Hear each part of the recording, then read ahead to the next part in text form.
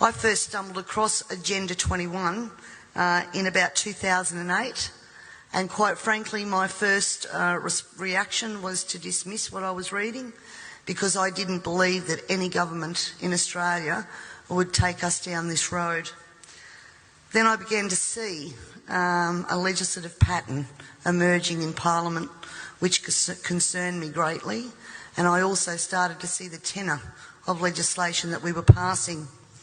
I did air those concerns in Parliament, and it was dismissed and ignored. The words Agenda 21, ladies and gentlemen, were never meant to be spoken. And if they were, then of course it would be dismissed as a conspiracy theory. Because if people knew Agenda 21 and what it stood for, there's plenty of information out there where they could actually learn what the end game was, and governments didn't want that to be known. My dad always said to me that people only lie for two reasons. One reason is because you're ashamed of what you're doing, and the second reason is that you don't want people to be warned just before you screw them. And I honestly believe that these secrets have been, that these secrets have been kept for both of those reasons. Ladies and gentlemen, the origins of the environmental movement as we see it began back in 1968, when the Club of Rome was formed. The Club of Rome has been described as a crisis think tank, which specialises in crisis creation. The main purpose of this think tank was to formulate a crisis that would unite the world and condition us to the idea of global solutions to local problems. In a document called The First Global Revolution, authored by Alexander King and Bertrand Schneider, on pages 104 and 105, it stated, "In searching for a new enemy to unite us, we came up with the idea that pollution, the threat of global warming, water shortages, famine and the like would fit the bill. All these dangers, of course, will be caused by human intervention that will require a global response." That's the origin of global warming, ladies and gentlemen. In 1975, Australia agreed to bring in a new economic order via the Lima Declaration on the Second Conference of the United Nations Industrial Development Organisation. The outcome of this was, as I said, the Lima Declaration, which was a blueprint for the redeployment of tools, jobs and manufacturing to the developing nations, leaving countries like Australia short of technology, a manufacturing base and jobs. Blind Freddie can now see what the outcome of that has been for our country, with their unworkable trade and tariffs agreements hand in hand with this that have followed as a matter of course. This is now a reality, with around 90% of our agriculture and manufacturing just gone. Australia signed the Lima Declaration and hundreds of others with the support of all major political players: Whitlam, Fraser, Hawke, Keating, Hewson, Howard, Rudd, the Democrats, the Greens and even the Nationals. It has been put to me that all of these treaties were the foundation for the rollout of Agenda 21, and it seems that Australia has been moved around the global chessboard, and our so-called leaders were either complicit or naive to the long-term consequences. And now we're almost at checkmate.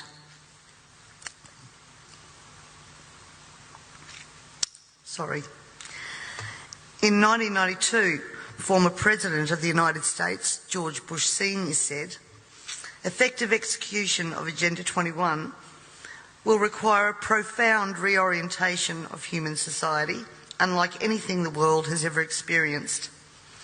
A major shift in the priorities of both governments and individuals, and an unprecedented redeployment of human and financial resources. This shift will demand that a concern for the environmental consequences of every human action will be integrated into individual and collective decision-making at every level." Cutting through the code, I want everyone to consider what the words "profound reorientation of all human society" and unprecedented redeployment of human and financial resources actually means. For everyone here tonight not familiar with Agenda 21, I would suggest that this is the beginning of your learning curve, not the end. In 1992, Maurice Strong, Secretary-General of the UN Earth Summit and member of the Club of Rome, said, "It is clear that current lifestyles and consumption patterns of the affluent middle class involving high meat intake, consumption of large amounts of frozen and convenience foods, use of fossil fuels, ownership of motor vehicles, small electrical appliances, home and workplace air conditioning, and suburban housing are not sustainable." Put those statements together with the previous one, and it must become clear that Agenda 21 is about controlling every aspect of our lives: how we eat, what we eat, how much we eat, how we move around, food production, the amount of food, and where we even live. Dixie Ray, former Washington State Governor and Assistant Secretary for Oceans and International Environmental and Scientific Affairs, stated, "Agenda 21 seeks to establish a mechanism for transferring the wealth from citizens to the third world. Fear of environmental crisis would be used to create a world government and UN central direction." From a report in the 1976 UN's Habitat 1 conference, land cannot be treated as an ordinary asset, controlled by individuals and subject to the pressures and inefficiencies of the market. Private land ownership is also a principal instrument of accumulation and concentration of wealth, therefore contributes to social injustice. In other words, ladies and gentlemen, if you work hard and you exercise good financial management and invest in property, you are contributing to social injustice.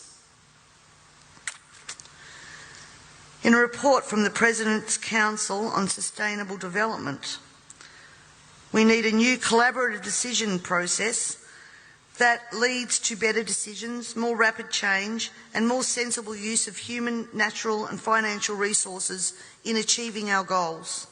And at the same time, Harvey Reuven, Vice Chair of the Wildlands Project, says individual rights will have to take a back seat to the collective.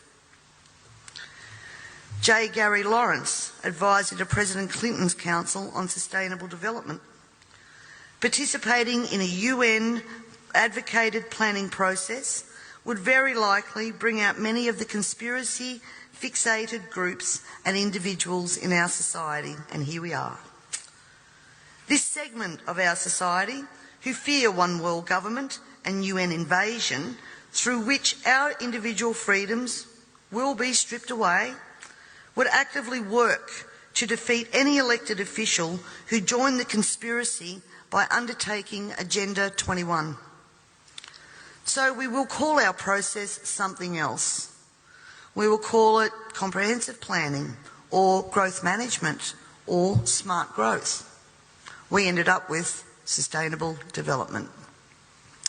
The redeployment of human and financial resources has now become visible to us all via the cut to services and programs to assist the sick, the young, the elderly, and of course the creation of another level of poverty now identified by the term the working poor. I was speaking to a person last week and he said to me, if Hitler was still around, he'd be sitting back thinking, I didn't need bullets for a global takeover. And he'd be right. We see daily cash grabbing via new taxes called levies, supposedly because we are cash strapped in this state, and at the same time see big project spending that does not fit with the message that we are in financial crisis. But we the people have to tighten our belt, while the government seems absolutely unaware and unconcerned of the amount of debt that it is accumulating. This in turn means that taxes, levies, fines and other penalties increase, as well as the cost of living rising exponentially, and the ordinary citizen's ability to exist well is compromised with almost every law that we pass. We're constantly paying for so-called services that we don't receive. This is wealth redistribution at the grassroots level, redeployment of financial resources ensuring only hardship for the citizens who just really want to get on with their lives. The Parliament has also ventured into the rights of people to own and retain their property and manage it without government interference. In particular, the laws around, as Peter said, water allocation, natural resource management, the Native Vegetation Act, Development and Planning Act, which are all equally toxic to our food producers as they are to our long-term security, we city dwellers. Everyone needs to remember we all pay a natural resource management levy on our tax rates. So this is not just going to affect the food producers. The intrusions into our property that Peter was talking about that land producers are going through will roll out into the suburbs and into the city because they have the authority to do that.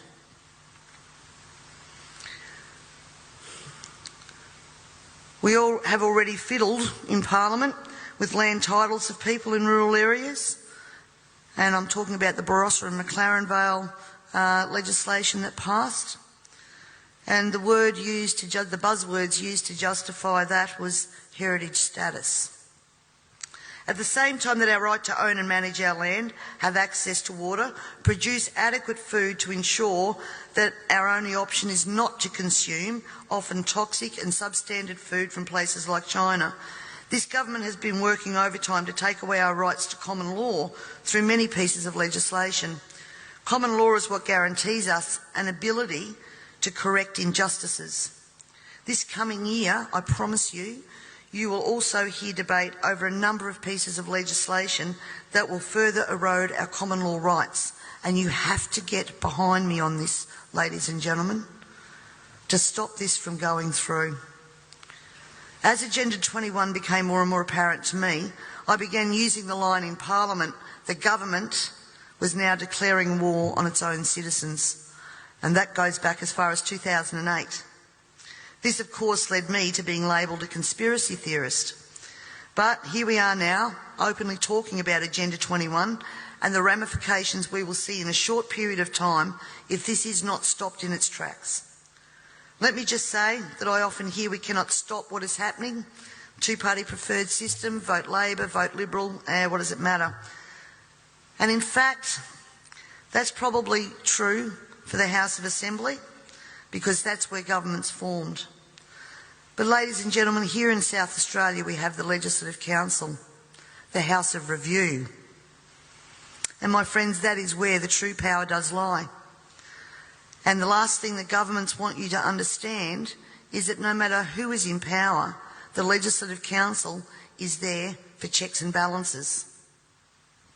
And when the Legislative Council isn't overly influenced by the major parties, legislation can be blocked.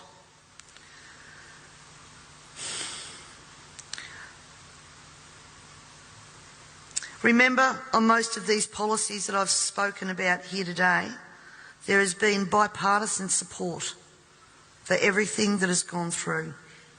When the major parties join together, then the crossbenchers and minor parties, basically our vote is null and void. The way to avoid that is to make sure that when the major parties do join together, they don't have the numbers. For way too long now, we the people have been asleep at the wheel, and it is time to wake up and participate in the democratic process. And to do that, you need to understand the parliamentary and political system that you are trying to rein in. In 1972, the Club of Rome published the alarmist Limits to Growth document, warning of worldwide overpopulation, the need for sustainable development. This was the beginning of the slow process of social engineering and programming people to accept that the planet is struggling to sustain life. On the 8th of October 1973, the New York Times reported a quote from Ted Turner, also Club of Rome. The social experiment in China under Chairman Mao's leadership is one of the most important and successful in human history. In 1987, Mikhail Gorbachev, also a member of Club of Rome, said, "We are moving toward a new world order, the world of communism, and we shall never turn off that road." He also quoted in 1996 Monetary and Economic Review on page 5, The environmental crisis will be the international disaster that will unlock the New World Order, one world government. In 1992 came the Earth Summit, which produced the document called the Earth Charter. This document was co-written by Maurice Strong, long-time globalist, elitist, member of Club of Rome, and Mikhail Gorbachev. Both Strong and Gorbachev stated that it was hoped that this document would be adopted as the new 10 Commandments, with environmentalism as the new one world religion. Out of this summit came Agenda 21. Ted Turner, who was also a member of the Club of Rome, was quoted as saying in 1996, "The total population of 250 to 300 million people is ideal. That means a reduction of 95% from present levels would be even more ideal." Anyone who abhors the China one-child policy is simply a dum-dum. In 1998, the Baltimore Sun reported on July the 7th, most of Ted Turner's first donation to the UN of $22 million went to programs that seek to stall population. Another goal of the depopulation process is that the upcoming generation will submit to sterilisation to save Mother Earth. Ladies and gentlemen, everything I've said here tonight can be verified by document searches, and it is now time for us all to take off our blinkers and encourage our neighbours to take off their blinkers. And it's also time for you to demand that every person you elect fully understands this policy that is being rolled out via local, state and federal government at a concerning rate. We're not talking about decades, we're talking about only years before this is fully implemented. And every day another law is passed, is introduced to produce the endgame of Agenda 21 being fully implemented. So the question that Lord Monckton asks, carbon tax, climate change and Agenda 21, can democracy survive all three? Needs to be answered, and answered now. And you need to find out from your elected members what they know of Agenda 21, and if they don't know it, educate them. And if they don't know it, then push them to understand what they are voting on in Parliament, because this is crossroads. I thank you all very much for your time and for your attention, and I would now like to take the opportunity to introduce Lord Christopher Monckton. Thank you.